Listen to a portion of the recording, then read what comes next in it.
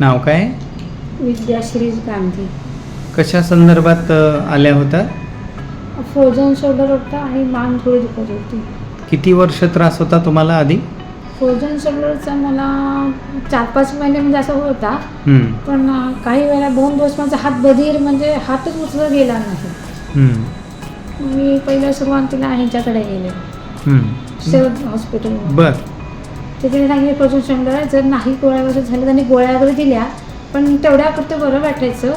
परत ते म्हटले 2-3 दिवसाच्या गोळ्या घ्या. परत त्या गोळ्या घेतल्या, तेवढाच बरं वाटतं. पण परत मला खूप त्रास व्हायला लागला. हात माझा उचलतच जात नव्हता, म्हणजे अजिबात ह्याच्यावरून असं मी ह्या हाताने असं उचलून घ्यायची, जरासं एवढंच व्हायचं. मागेही जात ना, वर जात नव्हता, काही नव्हतं. मग आमच्या मिस्टरांनी सांगितलं इथे आहे तू इथे जा, पण त्यांनाही फरक, त्यांना पित्ताचा त्रास होता. त्यांनी पण 3-4 महिने मला वाटतं घेतले असतील औषधं, त्यांना फरक पडला. मग मी ते म्हटले यांच्याकडे जाऊन ये, बघ त्यांना दाखव आपण आयुर्वेदिक. मी म्हटलं आयुर्वेदिक उपचार घेऊन बघते. मग मी डॉक्टर राऊतकडे गेले, त्यांना असं असं सांगितलं, रिपोर्ट दाखवलं, MRI काढला होता, एक्सरेही काढला होता, तोही दाखवला. मग ते म्हटले होईल बरं, तुम्ही येत जा. मग त्यांची ट्रीटमेंट मी पंचकर्म रोज यायचे, असं 3-4 महिने घेतलं असेल. मग औषधं होतीच चालू माझी, 6-7 महिने औषधं घेतली त्यांची. पण आता पूर्णपणे हात पूर्ण बरं झाला आहे. असा वर जातो, मागे जातो, सगळं आता असं सगळं होतं. फिजिओथेरपी केली त्यांच्याकडेच. 4-6 महिन्यापासून वेदना मग आता पुढे कधी वाढलेल्या नाही आहेत. बरोबर.